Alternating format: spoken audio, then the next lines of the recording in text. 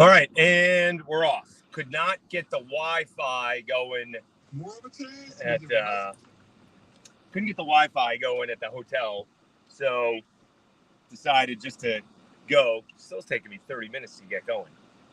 Just filled up with gas, and we are on the way back to.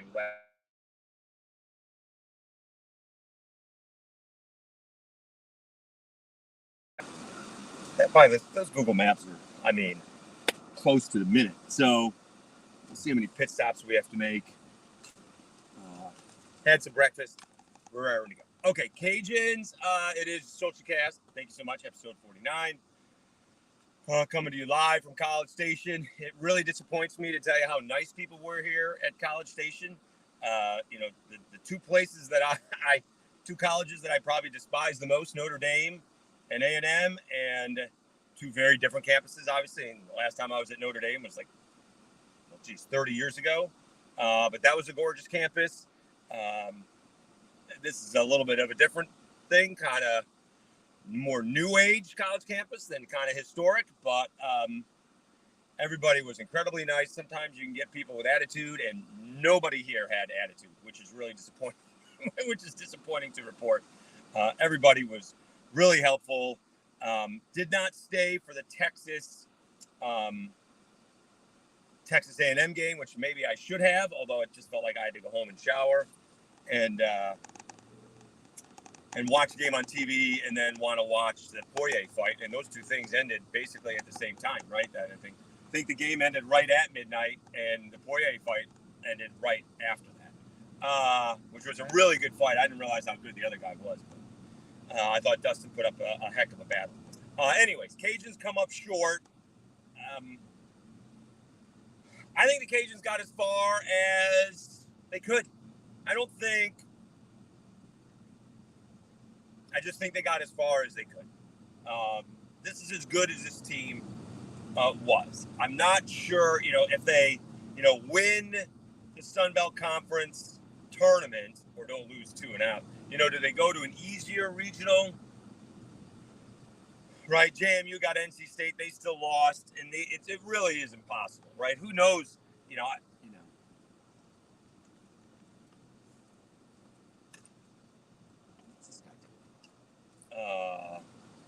Almost dying. I don't know what this truck was doing. They just didn't have enough pitching, no doubt. So who knows who would have pitched today if they happened to win? And I think they would have resulted in the same thing if they had beaten Texas and lost to A&M and then had to do what Texas did. That's a tough spot. I saw, it's easier to be a 3 seed than a 2 seed because you get home field advantage in that next game, whatever the case is. Texas played almost a 4-hour game, 3 hours, 50 minutes. The game ended at midnight. I got to the ballpark at 12:30-ish on Sunday. The game is at 2. So the Cajuns are basically wrapping up batting practice, and they hit me. Did A&M take BP? I'm like, yeah. Well, when was that? Like 11, quarter of 11? So they were taking BP less than 12 hours before or since that game ended. Meanwhile, when they got to sleep, right? Game ends at noon. Games ends at midnight. These guys can shower and be in bed fast, but not the way they lost. Texas, to be honest with you, Texas gave that game away to A&M. Right? Flores, the shortstop, who I think is really good, had the grand slam against the Cajuns. Not one, but 2 throwing errors in the same inning. That scores a tying run. And then, the third baseman, chokes with a play at third base. And the ball hits the bag, but he messed up. So, Texas just gave that game away. And then to try and come back, and both pitchers, I did not see that happen. Chase Morgan and Ace Whitehead, pitched their tails off 2-1 into the 8th. It probably should be noted. Would have been a good question to ask Dags. Was it any coincidence that the Cajuns bats got going after they played center field? It wasn't quite the 7th inning stretch, but it was heading into the top of the 8th. And wouldn't you know it, they put up a 7 spot. Coincidence? I think not. Some guys that, obviously, Herman pitched very well. Morgan pitched well. Fluno did not. Debo had 4 runs batted in, but boy, he came up with guys on base throughout the tournament. I mean, I think in the game against Grambling, he came up with men on base in the first 3 innings. Like, he could have had 5 or 6 RBIs after 3 at-bats. And he made the all-tournament team, but he just wasn't as locked in, I guess you would say, as he was. I blame it on the shaving. I know he hit 2 home runs the day he shaved, which was the last regular season game of the year, but he wasn't quite the same. Not bad, but wasn't as majorly clutch, if that's the thing. By the way, the Cajuns had a bunch of guys make the all-tournament team. Torres made the all-tournament team. Taylor made the all-tournament team. DeBarge, Amity, Stelly. That's a lot. They went with 2 A&M pitchers who made the all-tournament team. The Texas catcher made one, and I think Sorrell was the MVP or something like that. So Cajuns had plenty to be proud of. Let's go back and that first Texas game. They took Fluno out early, but the bats just didn't get going enough. Also, obviously they walked 10 guys, right? And it's interesting, after the Texas game, Deggs talked, it's just the freebies. We can't walk all those guys. After the A&M game, he was like, yeah, that was a tight strike zone. Specifically, Lee Amade. I'm one of those guys coming from the minors where I do. Two strikes, you got to be up there cutting, right? You have to expand the zone. Okay? And so Lee Amade was a great example of this. He took a 2-2 pitch that was down and away. It tailed off the plate down. And it's called ball 3. Same pitch, a little bit further up, but still off the plate, called strike 3. I can't blame Lee Amade for basically the same spot, and they called it a strike 3. So I don't think that was the difference in the game.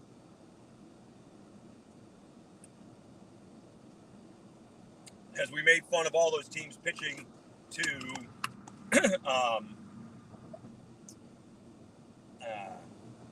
Debo at the end of the season, they scored. Cajuns tied it up at 1 against A&M, and they're pitching to Braden Montgomery with, I think, a runner on at third and 2 outs, and he comes up with a clutch base hit. They pitched to Montgomery later on, and he hits a big 3-run home run. First base is open. I'm not sure why we're pitching to Braden Montgomery. Also, I guess this was Deggs. He certainly didn't blame the players, but they were really aggressive on the base paths, when you're trailing.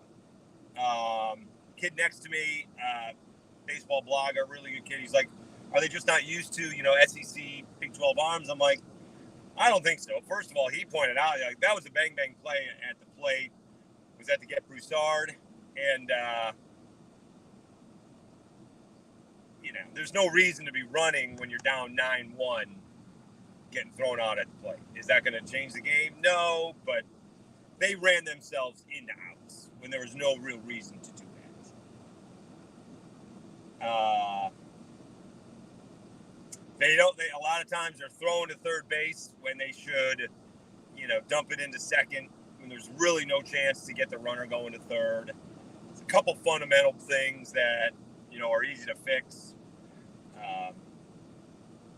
Did I say Stelly made it too? Yeah, so, okay. Anyways, he had a couple of tough throws. Broussard, he had the right play, but he missed the throw. He had a good throw to second base, but a good throw, I think, would have gotten the base runner. Anyway, so, the Texas game, the bats didn't do it, and the pitching was lacking. Now, the big thing against Grambling is who you're starting, right? JT Etheridge went like an inning and a third. Probably could have kept him in there. Kevin Foote was like, this is a Jack Martinez game. You can pitch him and save Herman. Well, I think it's Herman, but Diggs calls him Herman. You could have saved Herman for the next. Good to see that he came back. Hopefully he comes back with the Cajuns. That would, you got to replace Fluno in the rotation. I don't know if that's going to be a new pitcher. Jack Martinez can come back. I don't know if he's, to the point where you want to make him a Sunday starter. But, you got Morgan, and, you're hoping you can hang on to Chase Morgan. Let's just throw that out there, right? If I'm the team down the road, why aren't I calling to see if I can, have Chase Morgan? He could say no, and I hope he comes back, but I wouldn't be surprised if he gets called upon. Hey, A&M may say, or Texas may say, hey, let's go get Chase Morgan. So Grambling, they kind of, again, slept walk. They kind of meandered their way, kind of the way they did it in the midweek game. I remember them doing that in the midweek game. And, this kid, Jeremiah Newman, comes in there with a, 20 ERA and batting average against of, 422. And they can't touch him. I think someone may have gotten a home run, but, that really could have been a run rule game. And then you get out of the heat and you're playing 7 innings and you're saving the pitching. Then the kid comes in there and throws 55, and you're not used to seeing that, right? The managers say, hey, he got one of the best players in baseball, and DeBarge's like, yeah, I didn't adjust, and he's laughing about it, and he got me right on a good breaking ball, and that's a tough adjustment. It's one thing when you're used to hitting 88 to 92 and you're hitting, 83, 84, and the guy's hitting spots for 75 on a change to hitting 55. No one's used to that. So that's a little gimmicky, right? But they just didn't approach it right. And then, they did come out against Texas on Sunday. And again, Morgan pitched extremely well. Ace Whitehead for Texas pitched extremely well. And again, it's a 2-1 game. Going into the 8th, I didn't see that. My idea was, if Morgan gives up a run or 2 or 3, keep him in there, because the game's probably going to be, 9-8, 10-7, something like that. And that's just not the way that it was. Taylor and Debo made a couple of outstanding double plays, right, in the first inning, gloved and barehanded. And I thought on that one, it was closer to where Debo wasn't on the bag when he caught it. On the second double play, they challenged it, and he was much more on the bag on that one. The thing that one was Taylor made a long backhand. That was a long backhanded throw. Sometimes you can hang out, your middle infield partner in that, but they turned that. And then Morgan seemed to settle down. Degg said the plan was for him to go 5. He missed an infield, swinging bunt, if you will.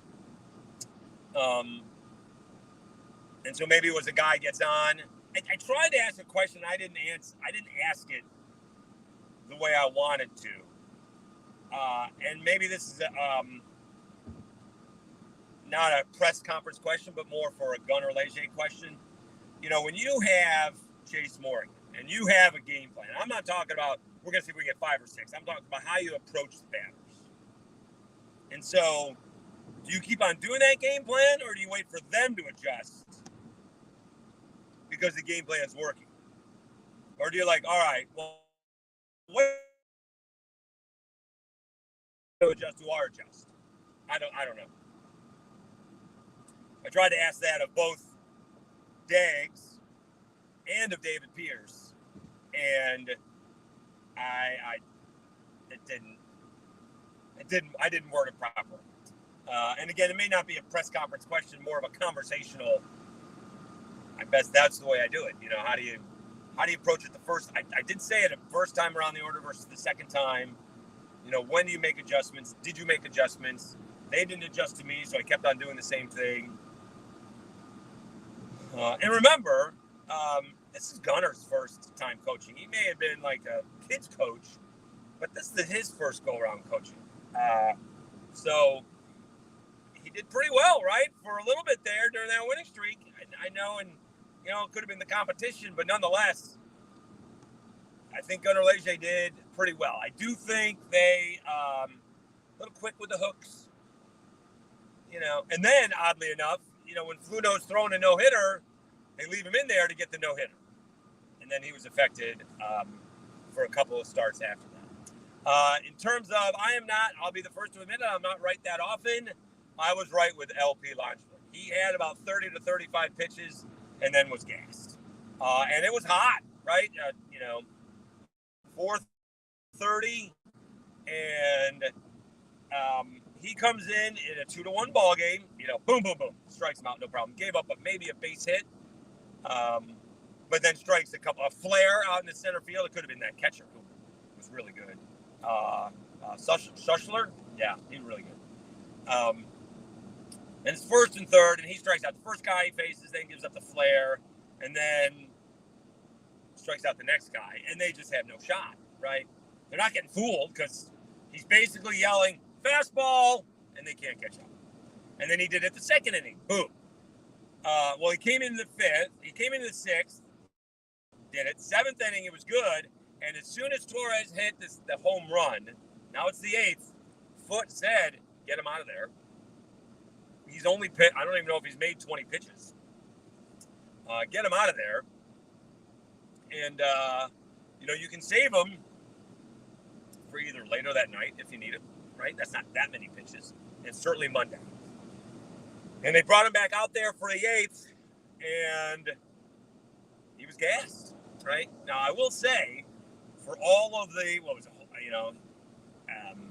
for all the pitches that he threw in the eighth, and Holzhammer coming on in the ninth, and all the base runners Texas had, they scored one run. Like, they had a bunch of base runners, you know, in the sixth, eighth, and ninth, and they scored all of one run. There was a whole lot of traffic, and no one came home.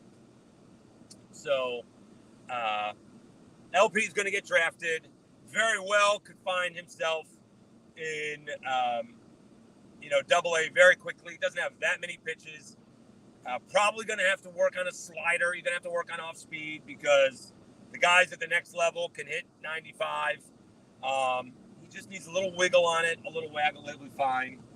But I was right on that one. He had 30 to 35 pitches, and, you know, it was a good thing that there was that second home run. They thought they brought him in. Actually, didn't they they brought him out for the ninth inning, didn't they? It was a good thing that it was 9-1 because it got a little sticky in the eighth. They had another run, right, in the ninth.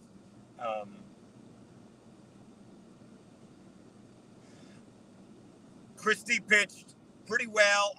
Again, what is the game plan, and, you know, how much can you get? So Christie, you know, pitched okay in the first couple of innings, didn't give anything up, gave up a run in the third, walks a 9-hole hitter, a couple of wild pitches, and then Montgomery base hit to left, but that's all you give him. Cajuns tie it up. That may have been Debo, right? Debo, I think, brought home the tying run, and it's 1-1. Now I've lost my spot. Maybe Montgomery was the go-ahead run, 2-1, because that was the run they got back right away. But you're giving up. It's 0-0 through 2. You know, I would have been really happy with that with David Christie. Then I would have been extremely happy giving up, 1 or 2 runs after 3.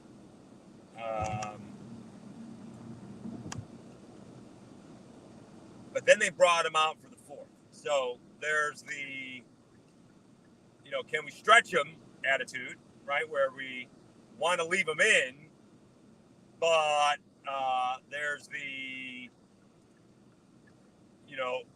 who do we have behind him? And they went with Fluno first in instead of Marshall, and Fluno was gassed, right? Again, it's not a second guess. There's no reason to be pitching to Braden Montgomery with first base open. That's, if the next guy hits a grand slam, that's great. But one guy's got 26 home runs and the other guy's got 10. So probably should have pitched to the next guy. So the Cajuns go down, did fight in the ninth, right? Got a couple of runs, and actually the tying run was in the hole, right? It was 9-4, and Broussard's up. He makes it, he could make it 9-7. Devo's 9-8, and when you enter the inning like 9-1, and you bring, and the tying runs in the hole, that's not bad. So Cajuns go down. I'm just not sure how much better the Cajuns can get. Can you win a national championship? And I just look at the size of the players that the Cajuns get, whether it's football, basketball, baseball, even softball, right? You just compare the LSU girls, who all seem to be between 5'8" and 6'2", to the Cajuns that, may have a couple of girls that are pushing 5'10", maybe. They had Prager is the A&M pitcher. They had by the way, I've never been on this stretch of road before. Never been to College Station before. I think I've driven across all of I-10. I've never been on 6. It's really a gorgeous ride, to be honest with you. A lot of ranches, cattle ranches, and you see these gates to the homes, and you're like, where's the house? And it's like 3 miles back. Also, it may be, and I'm not a big fan of going as fast as I can, to be honest with you. I'm not sure I've seen 75 miles per hour speed limit before. This is 75 mile per hour speed limit. The highways are all 70. Now, I may go a little faster. I'll tell you right now, I ain't going 84 miles an hour. That's a lot for me. But it really is a nice stretch of lane. Again, I think I've lived in Jacksonville. I've lived in Southern California, and I think I've driven across most of I-10. Maybe the only part of I-10 I haven't gotten is from like Houston to Austin. But, I've been across most of I-10. But I've never been on this stretch of road. It really is a pretty ride, I will say that. Because you can get into parts of where we're going. I mean, the ride from Houston to Lafayette is flat and not that great of a ride. Anyway. All right, so how good can the Cajuns be? Can they compete for national championships? I mean, I don't think so. I said Prager was on. Was it Prager? Is he the A&M pitcher? They had a meeting on the mound, and all these guys are huge. Like, they're monsters, right? Like, the Texas center fielder, going to be huge. He's a freshman. The shortstop is huge. The right fielder, huge. The first baseman, huge. The catcher, huge. Think about what the Cajuns have, right? I mean, LaFleur's tall. He's not huge. Taylor's solid, but he's like 6 foot. Amity's solid, but he's like 6 foot. Duncan's the same way. Pastore's the same way. The two guys with size on the team is like Murphy Brooks and Luke Uhas. That's it. Higgs and LaFleur have a little height, but they're all kind of built like Stelly, Taylor, Pastore, Amity.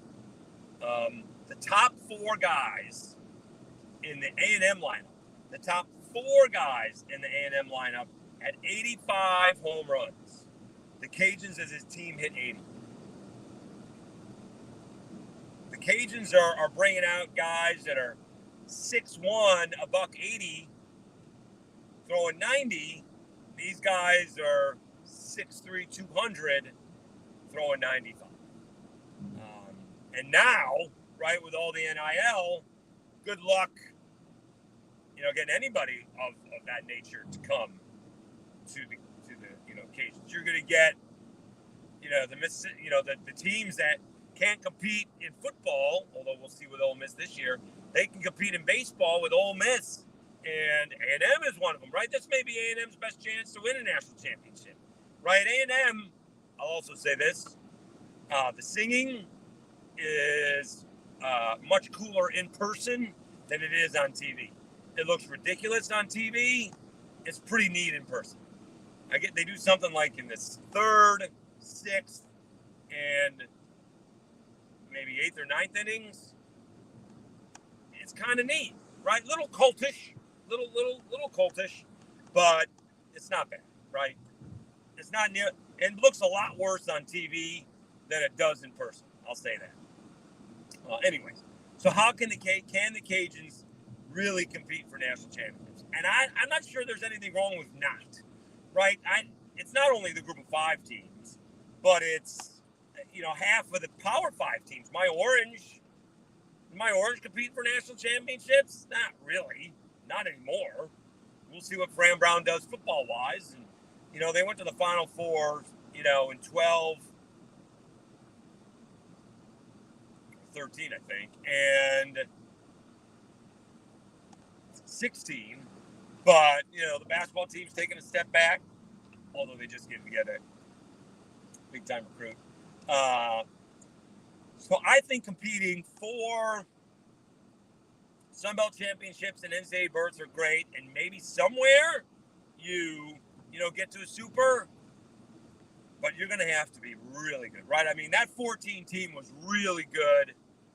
Someone can correct me if I'm wrong. Leonard drops the ball, right? They won the first game against Ole Miss. Leonard drops the ball, and that was basically the end of the series, from what I remember. All right.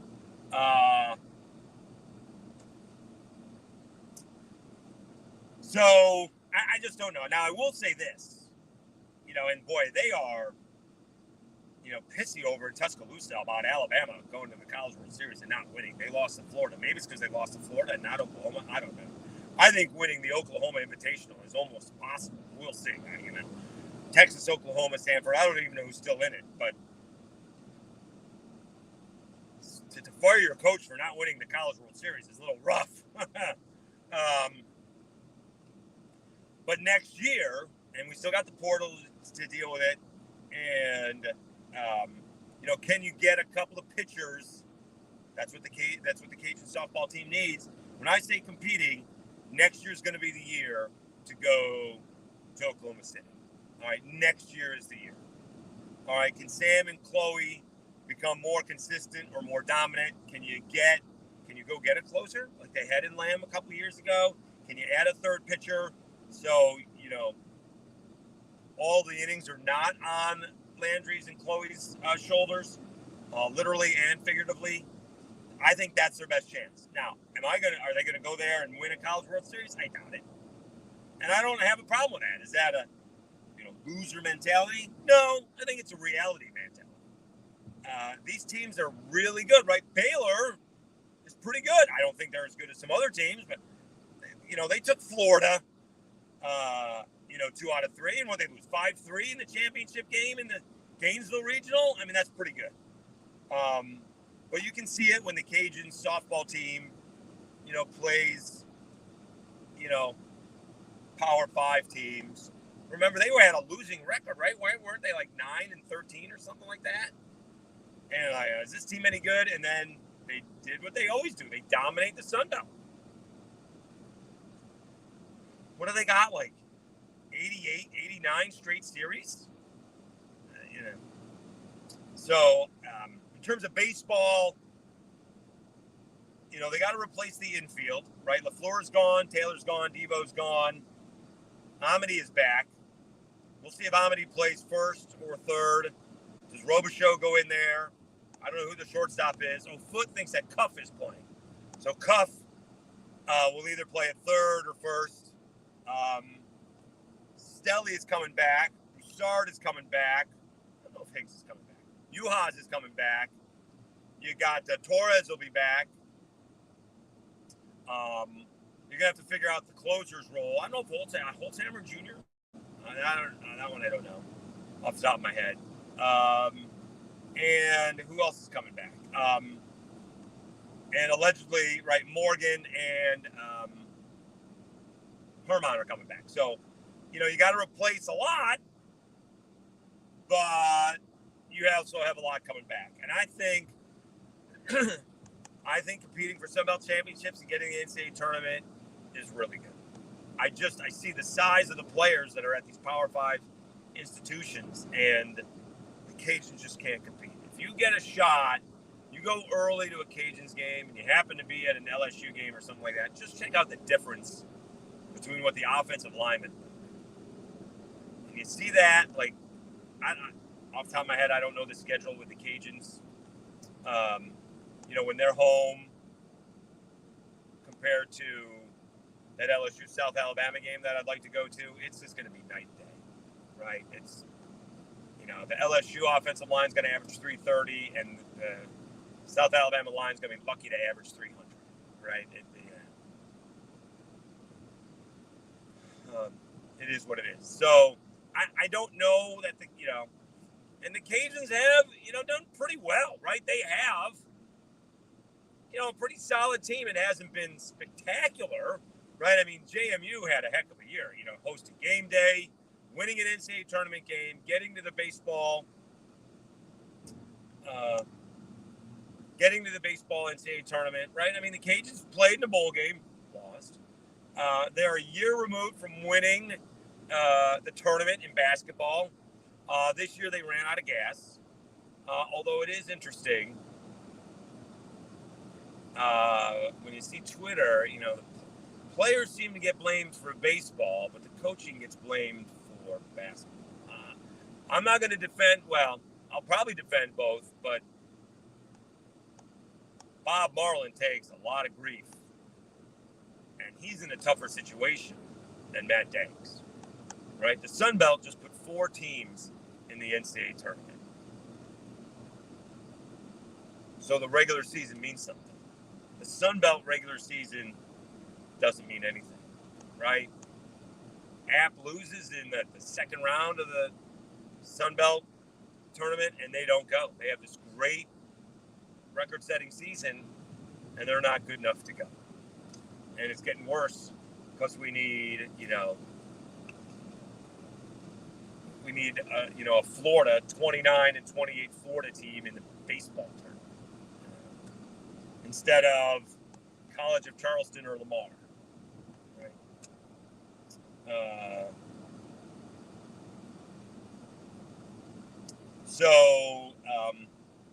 I don't know what the chances are of the Cajuns being able to take it to the next level. I think the Cajuns' next level is winning a regional. I know these guys are competitors and they want to win everything. It's going to take a special situation where you're going to have a kid stay home that could go play somewhere, maybe get drafted and wants to go to college. A Dylan Cruz, where he wants to go play college ball or something like that, and he happens to choose the Cajuns. Basketball-wise, it feels like the Cajuns, got a lot of guys in the portal, although they lost their first transfer portal guy. So maybe they got one too many guys. I don't know. So I just don't know. Again, we started the conversation like, would the outcome have been any different if the Cajuns had beaten Texas and lost to A&M? Like, I think they would have lost to Texas the next day because I think they would have been gassed. So I don't think, so the Cajuns are in the regional final because they lose the first game. Or, are we going to say, well, Morgan would have beaten A&M? Maybe. That's your only hope. Now, that could have happened. That you could have gone 2-0. But to win in that stadium with you got 7,000 fans inside and about 1,000 fans outside. I put LeBaron Johnson, the Texas righty, on the all-tournament team because I thought he pitched slightly better than Prager, but it was tougher for him than it was for the home team pitcher. All right, so anyways, Cajuns come up short. Really good season, right? Regular season champs, Sun Belt player and pitcher of the year, freshman of the year, coach of the year. You found your catcher. He's quite the character. How can you not love Jose Torres? He's got to be, he's catching both ends of the games on Sunday. He's got to be, totally exhausted. And, he's going feet first into the brick wall behind home plate to catch a foul ball. That means absolutely nothing, So he's great. I got to go back and listen. He mentioned something about Chinese food in his remarks. I love it when these guys are honest. Can I say that? Daggs was going to be as honest as he could last night without getting fined about the umping.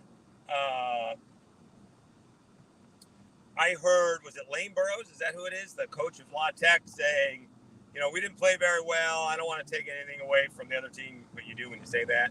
But he's like, look, guys, our tanks were emptied, in the region, in a conference tournament and in the conference tournament, right? He played like 5 games in 72 hours.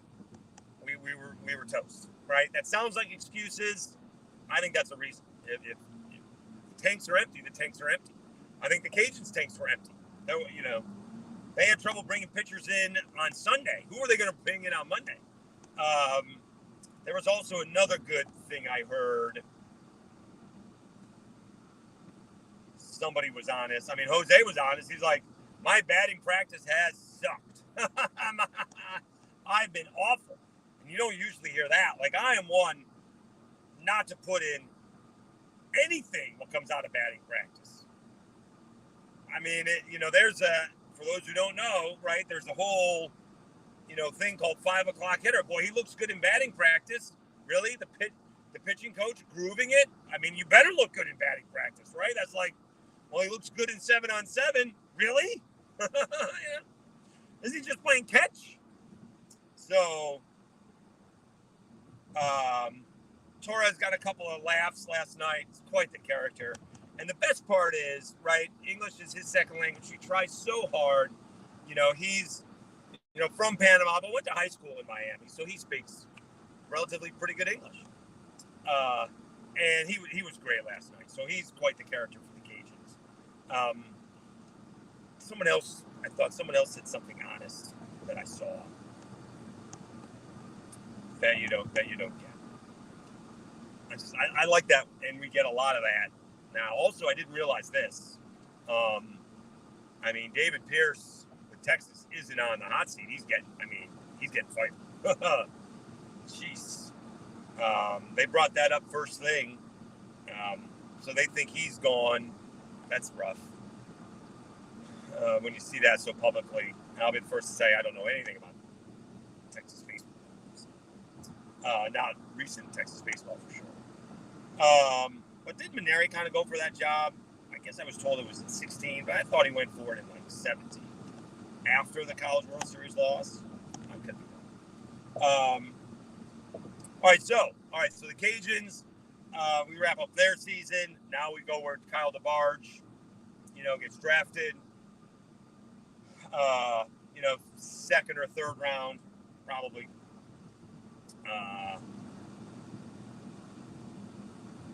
Now LSU, they have rebounded nicely. It's been an up and down,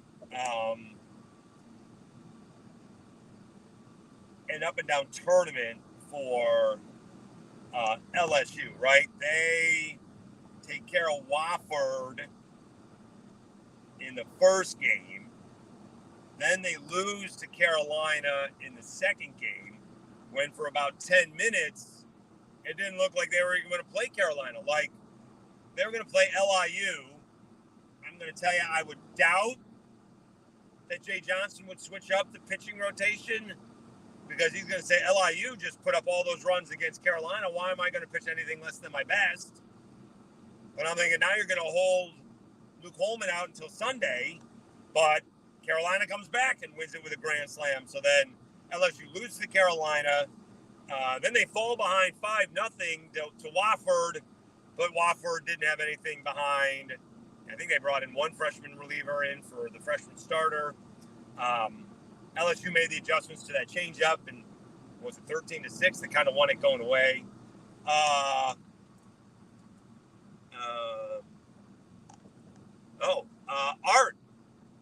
Texas, do you go after Deggs? You know, I asked. They were talking about the Virginia coach, maybe. You could go after Deggs. Deggs is an A&M guy, right? We kind of filled in the story about Deggs yesterday or over the weekend, right? Like Deggs was at A&M, had his off-the-field issues, out of coaching, and Rogue saved him, right? And then after the 14 season, went to Sam Houston, took them to a couple of NCAA tournaments, and replaces Rogue passes. That's a good question, Art. That's a good question. I'm going to say no, because I think, did Pierce come from Sam Houston? Like, did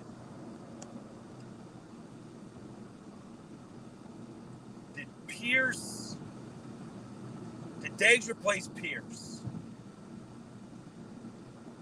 I don't know.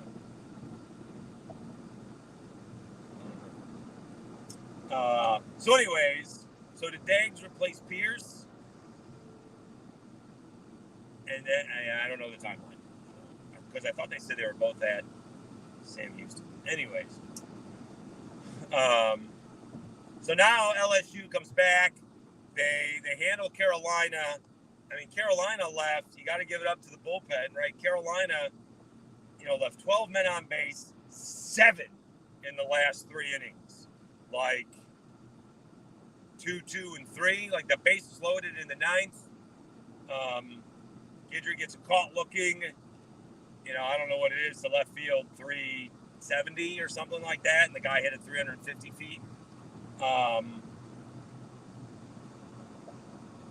I don't know what LSU has left, concentrating on the Cajuns, but I presume Carolina doesn't have much left either, right? I mean, now we're into, 4th starters for Carolina, and LSU may have a lot more left.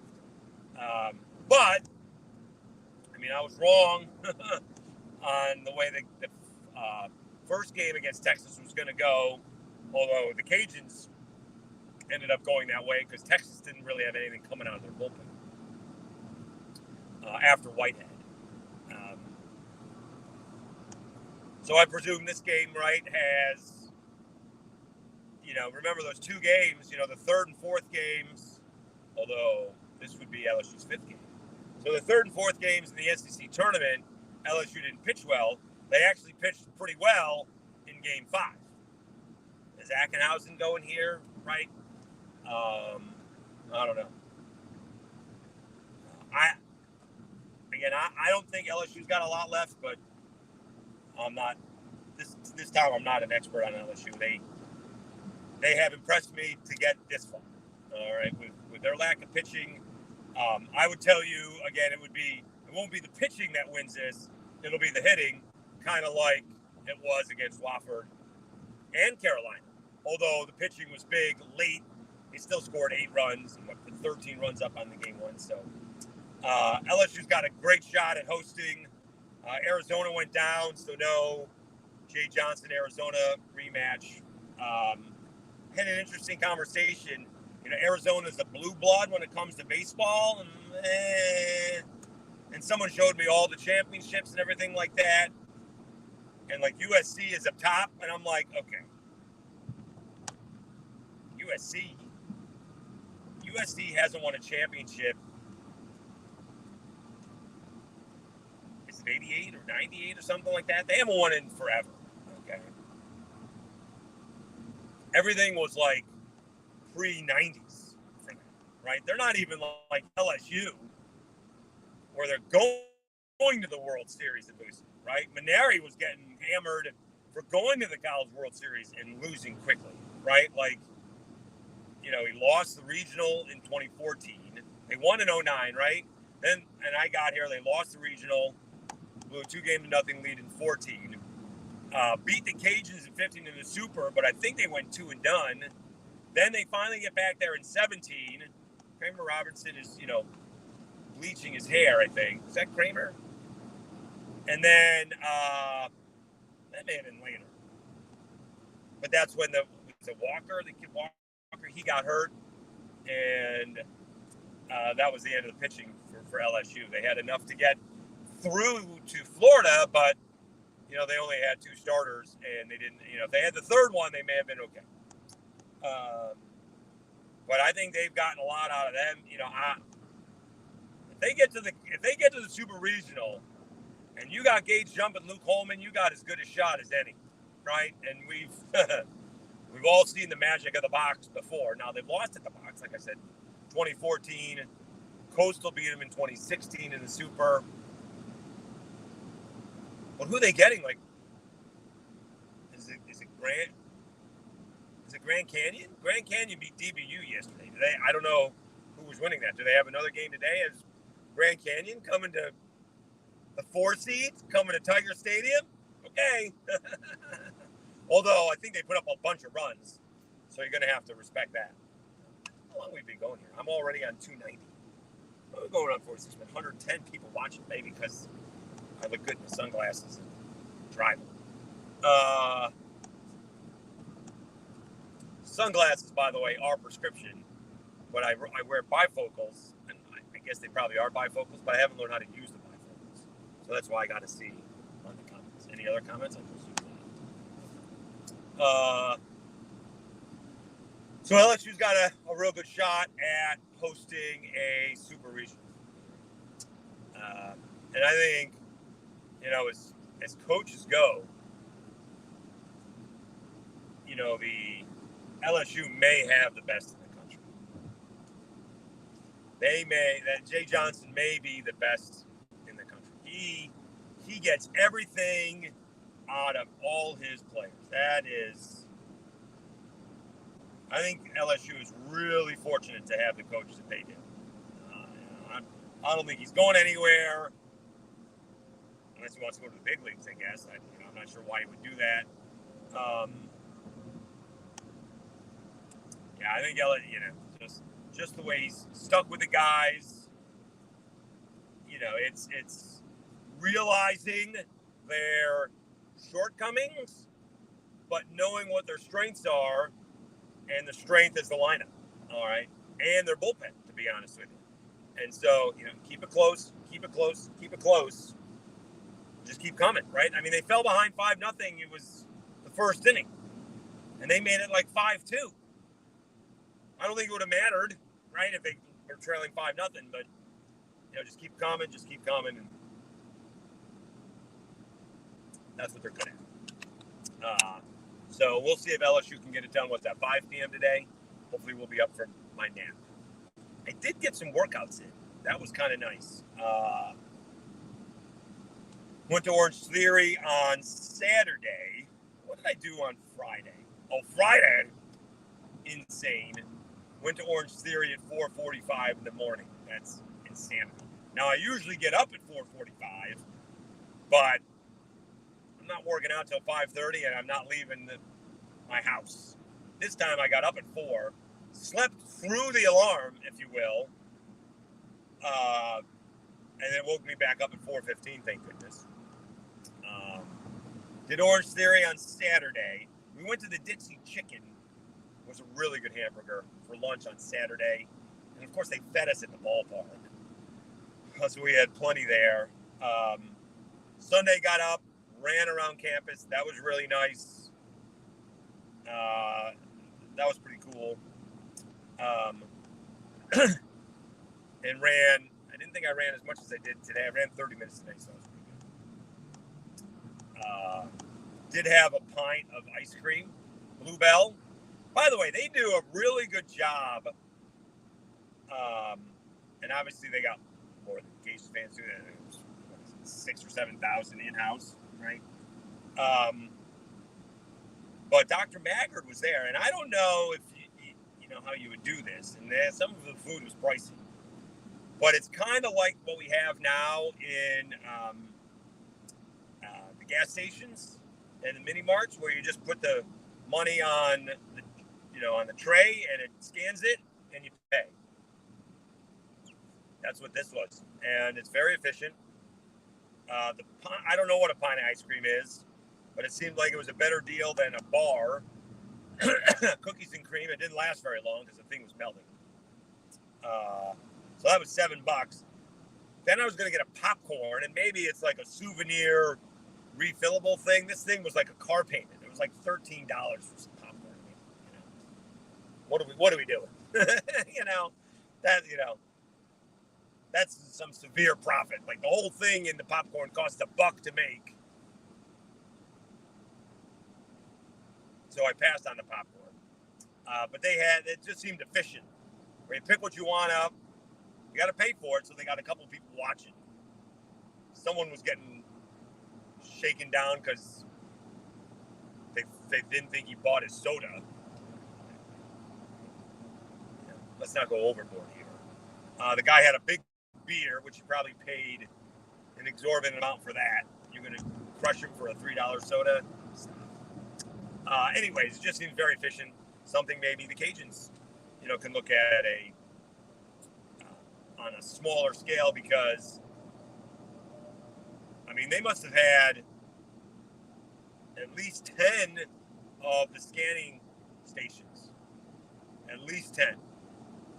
And, if you put up 5 on one side for the Cajuns and 5 on the other, you're kind of all set. And maybe that's something they could do for football. Right? And gets the lines to move a little faster. All right, quickly, Dustin Poirier. I don't know if he said his career is done. I didn't get that. I kind of went to bed fast. Really good fight. Managed to last, the middle of the 4th round. He was under pressure from the get-go. Hurt him more than a couple of times. Big cat over his forehead, got from an elbow. I don't think Dustin ever, he missed a couple of uppercuts that maybe would have changed the fight. But I certainly don't think Dustin Poirier's got anything to be ashamed of. If that's the way he goes out, hat tip to Dustin Poirier. It was a great fight. The other guy's really good, and I'm certainly not I'm not a UFC expert, but he only lost once, and he's a tough fighter. That's a tough matchup for Poirier. So, does he got to start again? Does he get a rematch? Kind of think that,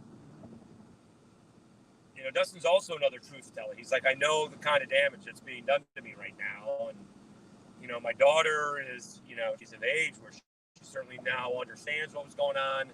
She was crying that Daddy lost. Daddy was trying to tell her it was okay. I'm all right.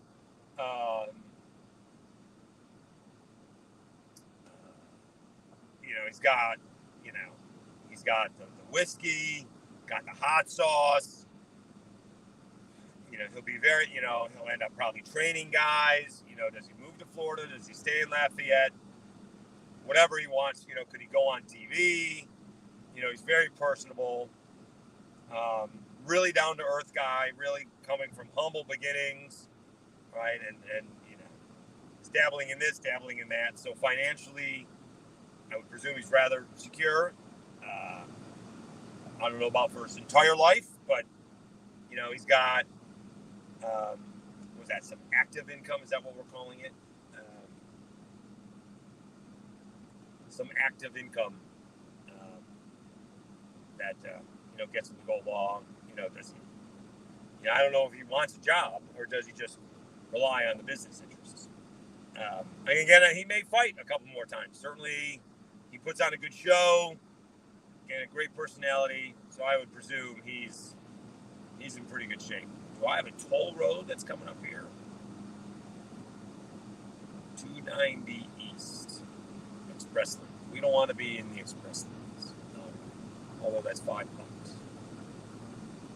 I don't have a little one. I used to have Easy Pass, but I certainly don't have it for Houston.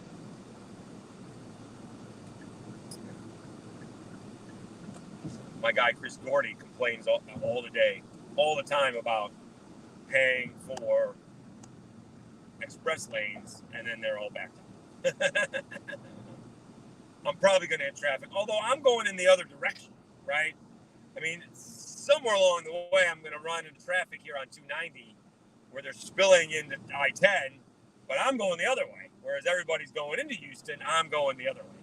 And by the way, I struck out probably for the best with the bourbon hunt. I didn't stop at one spot. I stopped at 4. Didn't make it to Specs in College Station, which could have been on Saturday.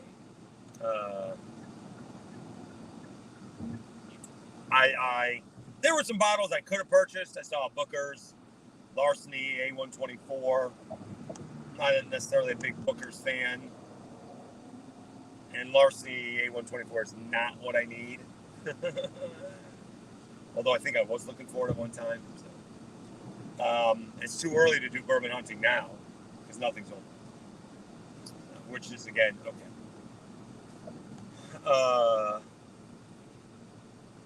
And we started a little bit earlier. I still have to do Lockdown Sunbelt.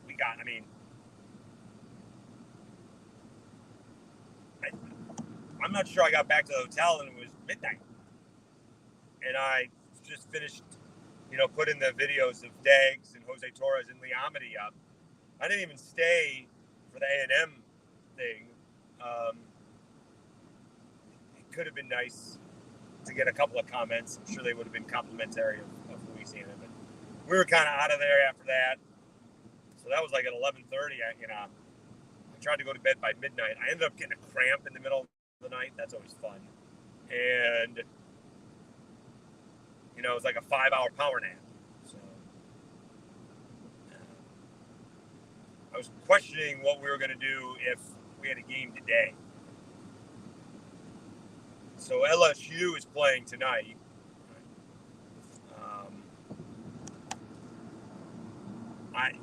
With the game ending late at night, would they have made the teams come back at 2? Like, we were going to have to, play at 6 or 7 again. I'm saying another night. I'm not, driving home. Even if the game started at 2 and you're done at like 6:37, and it is an open air press box, so it's a little toasty. So you're dealing with the heat. I'm just not sure I would have, just could have done the same thing I did today. Although I would have been able to do a podcast and record it if I was done at 7. Last night, midnight, let's get to bed. So I'll probably need a little bit of a nap here today once I get home. All right. Hey, this is like a record. 114 tuning in somewhere along the way. I appreciate that. Thank you so much. I guess I need to figure out what I need. Talk about knowing what I don't know. We've stopped with the subscriptions at like 108. I need to get that out more. So we're increasing with the Lockdown Sunbelt, but we haven't increased here at all. And we keep on putting content out. So I need to figure out how to get more people to subscribe. Again, I'm not looking for like 10,000, but 1,000 would be nice. And certainly, I've got that following. So really appreciate it. We are going to concentrate on the road. I presume we've made some good time. Surprisingly, I have not had to go to the bathroom. I did have stomach issues on Friday driving up. So I left at, what time did I leave? 8:30. I was on the highway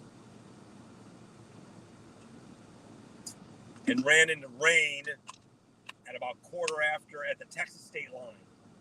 So I think I was sitting from like 10:15 to 11. Drove through a little bit of rain. Wasn't that bad after that, but then made all those stops. And I got Matt Sullivan texting me 10 minutes before the game, "Are you here in College Station?" Like, you didn't think I was coming after all that? So, but again, everybody in College Station was really nice. We didn't have a parking credential, but I was on the list, and everybody who checked the list, So that's where you can have somebody have an attitude, like, I'm not going to check the list. You're not on the list. Everybody was really nice. From the SIDs to, Danny Davis, I think works for the Statesman. He covers Texas. Was able to chit-chat with Kendall Rogers for a little bit. He was asking about Dags. Dags is this nice, we can talk about Dags for a little bit. Dags is this nice mixture of old school work ethic, right? but new school math, right? He is about as analytical, both good and bad, right? Because he really does play the hot hand, right? Like we were talking about, I mean, Broussard got in the line. Broussard wasn't playing at all. All of a sudden gets in the lineup against Georgia Southern, hits a home run, and hasn't been out of the lineup since. You know, Robichaux gets in the lineup, hits a home run, and he's playing third base the next day, and he had like an RBI single. So, but we always asked him, you know, one of the things, you know, why is LaFleur leading off instead of driving in runs? He's like, well, he's got the best on-base percentage and batting average of anybody who leads off, and not just the game, right? Because that happens once. But anytime he leads off an inning, he's really good at getting out. And I thought he had a pretty good series. Yeah, he was pretty well. Played some good baseball. Looked like he injured his knee on a stretch, but I'm told he's got knees of like a 60-year-old. Remember that he took a misstep running, looked like he tore something, but he's just like, I just got bad knees, So it might have gotten out of place. Probably have surgery on it coming up. Speaking of surgery, I guess Ace Whitehead pitched 6 2/3 innings, giving up 1 run or 2 runs to the Cajuns. He's having surgery, which his mom announced after the game. The guy I was with, sitting next to, Jake McKeever, he was like, that would have been nice information to know during the press conference. So DeBarge will get drafted. Langevin will get drafted. We'll see if anybody else is getting drafted. I mean, I think Taylor's good enough to certainly give him a shot. He's good defensively, really good defensively. He's got a little bit of pop. Can lay a bunt down, got some speed. The only thing is, right, there's like 15 or 20 rounds these days. It's not like back in the day when there were like 60 rounds or 50 rounds or 45 rounds. Yeah. Although, basically, you got to be a top 500, top 600 player to get drafted. I mean, I would think Taylor is, right? Pastore, does he get drafted? Or is he a dime a dozen? I don't know. He hit the ball well. So we'll see. So 2 of them are going to get drafted. It'll be interesting to see where Langevin does get drafted. Because that's a guy who can, if he could just add a little bit of movement to the fastball and add that breaking pitch or off-speed pitch, he doesn't need more than 2 pitches to do what he's going to do, right? He's not going to be a starter. He's going to come in, and maybe he's your setup guy. Certainly if he's a closer, right? He can dominate that way, but he needs something more than the fastball, because they'll catch up to the fastball. They will catch up to the fastball. All right, we've been on this. It's been an hour. Yeah, just over an hour. So that means I got 3.5 hours left.